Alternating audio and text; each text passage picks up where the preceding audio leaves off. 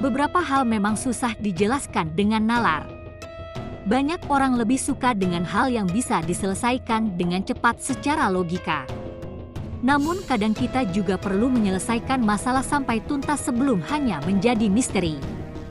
Semua misteri tersebut tidak bisa diselesaikan selama beberapa dekade walaupun oleh para ahli. Memang banyak yang susah diselesaikan secara nalar sehingga lebih dikaitkan dengan hal supernatural.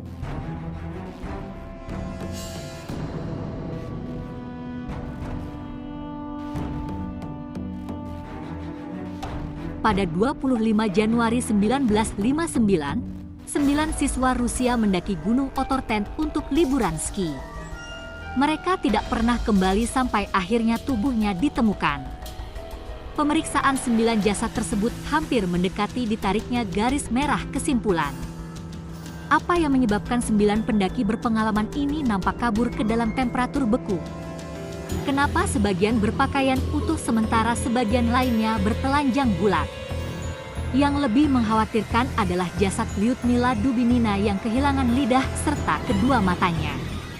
Ada berbagai teori yang muncul sebagai penjelasan masa-masa gelap dan menakutkan di gunung kematian tersebut. Penjelasan yang memungkinkan seperti salju longsor ataupun uji senjata eksperimental rahasia oleh militer Rusia sempat disalahkan. Bahkan penculikan oleh Yeti ataupun alien juga sempat dijadikan alasan. Karena berdasar kepercayaan peneliti Soviet saat itu. Ini yang menyebabkan kejadian di Aklov pas masih menjadi misteri sampai saat ini.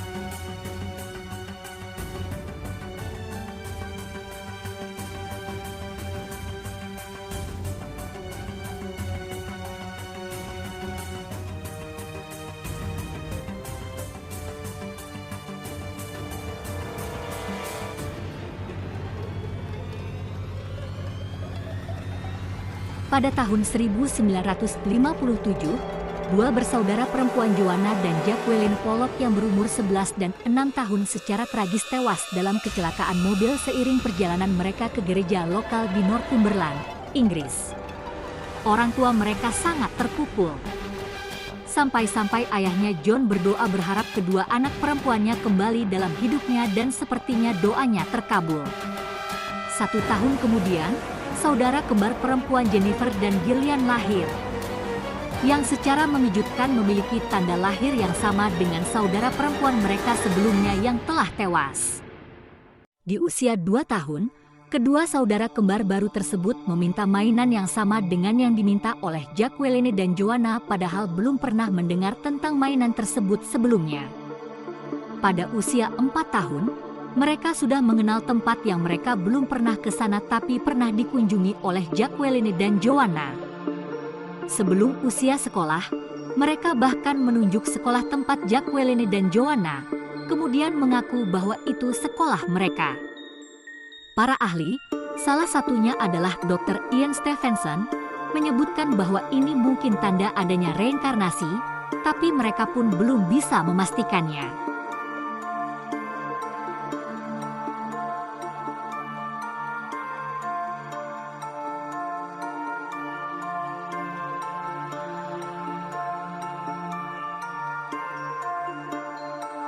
Pada 18 April 1943, 4 anak laki-laki berjalan di Hagley Wood, Inggris.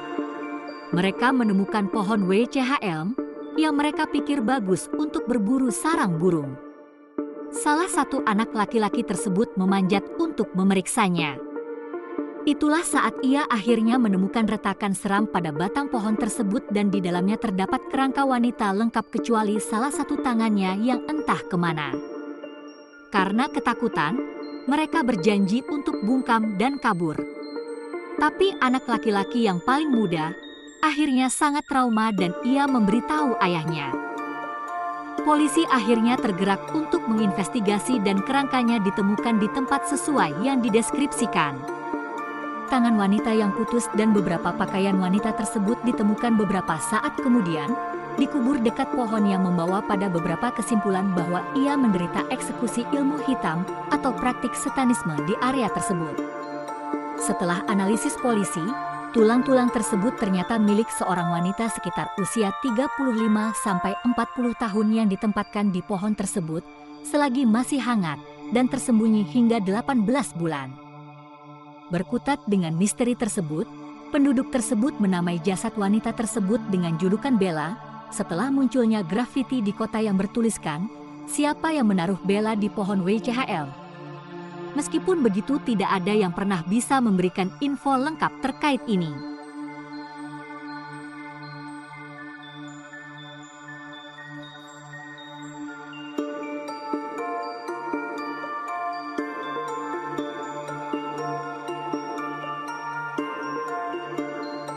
Berdasarkan laporan yang sudah menyebar, pada Juni 1947 banyak kapal berlayar di rute perdagangan Selat Malaka yang berlokasi di antara Sumatera dan Malaysia, mengaku telah menangkap beberapa kali sinyal darurat SOS.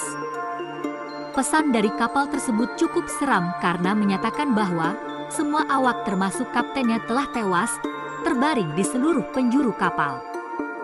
Komunikasi ini diikuti oleh Morse kode yang tidak bisa diterjemahkan yang ditutup dengan pesan, "Aku juga mati." Setelah itu hanya ada keheningan yang terdengar. Sinyal permintaan tolong itu diterima oleh 2 kapal Amerika serta pos penerimaan Inggris dan Belanda. Mereka yang berada di pos penerimaan sinyal berhasil menangkap sumber penyiaran dan mengestimasikan bahwa itu datang dari kapal kargo Belanda yang dikenal dengan nama SS Orang Medan. Kapal dagang Amerika Silver Star adalah yang pertama ada di TKP, dengan segera langsung mendekati Orang Medan. Dek kapalnya dipenuhi dengan mayat kru Belanda yang mati dalam keadaan mata terbelalak dan tangannya merentang di depan badan mereka. Seakan melindungi diri dari sesuatu mengerikan. Seiring dengan Silver Star mencoba menarik kapal hantu tersebut kembali ke tepi, para kru menyadari adanya asap dari dek bagian bawah. Untungnya kru Silver Star bisa dengan mudah memotong tali penghubung kapal sebelum Orang Medan meledak. Kapal mengerikan itu akhirnya tenggelam meninggalkan salah satu misteri paling mengerikan di dunia maritim.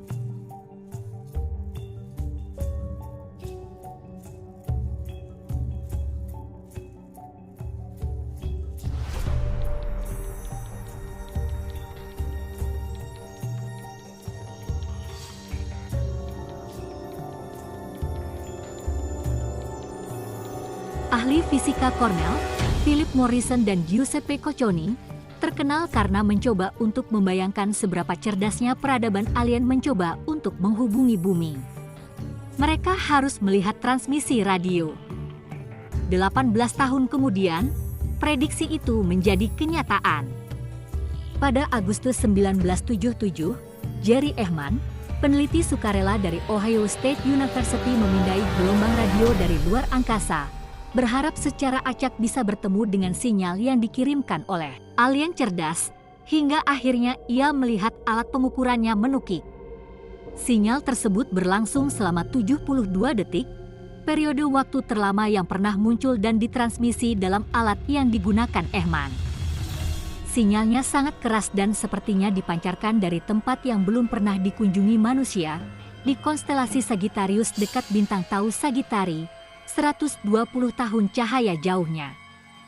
Ehman menulis kata "wow" di lembar asli penulisan sinyalnya sehingga para peneliti memberinya judul "Sinyal Wow". Semua usaha untuk melacak lokasi sinyal tersebut gagal, yang akhirnya menuju pada spekulasi dan misteri tentang asalnya. Jadi apa maksud dari sinyal ekstraterestrial misterius ini? Apakah Ehman adalah manusia pertama yang menerima pesan dari luar angkasa? Pendapat para peneliti terpecah, tapi bisa jadi kita akan menemukan jawabannya lebih cepat dari yang kita pikirkan.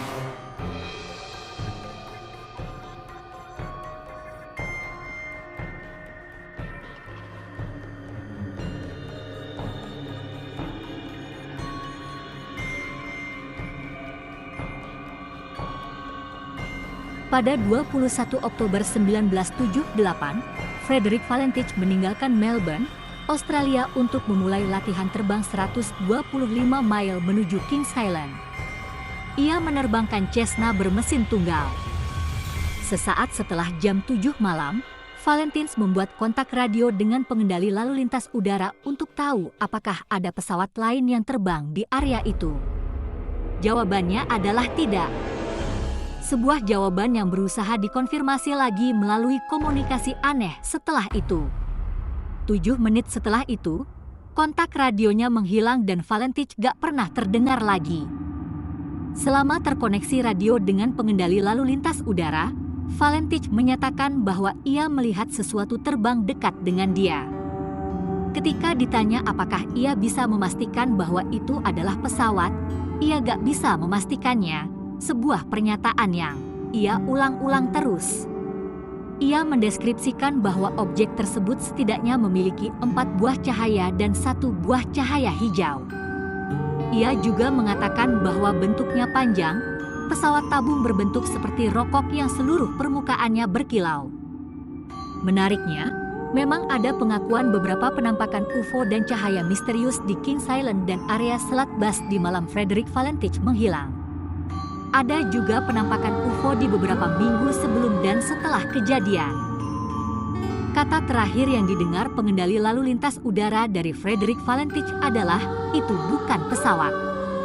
Pencarian ekstensif untuk pilot tersebut telah dilaksanakan, tapi gak ada tanda Frederick ataupun Cessna-nya pernah terlihat lagi.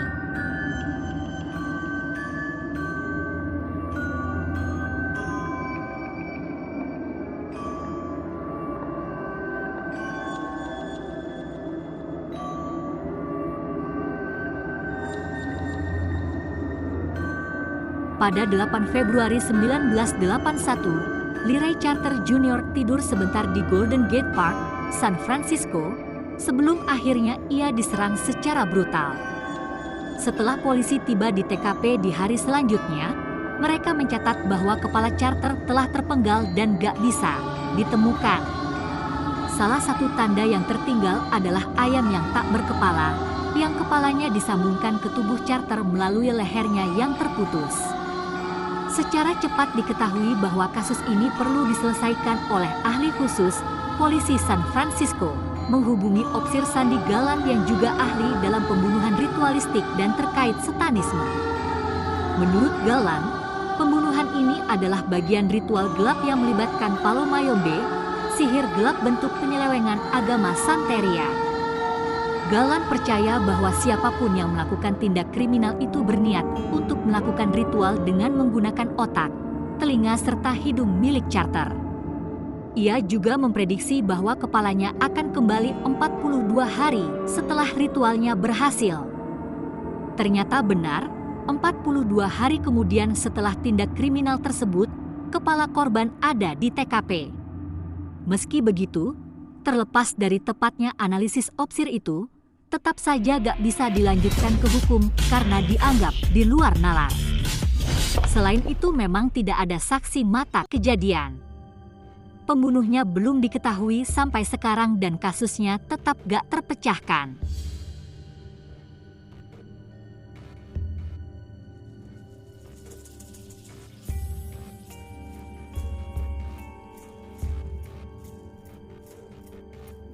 Pauline Pichard kecil, yang berusia 2 tahun, menghilang dari peternakan keluarganya di Brittany, Prancis pada April 1922. Pencarian ketat gagal menemukannya.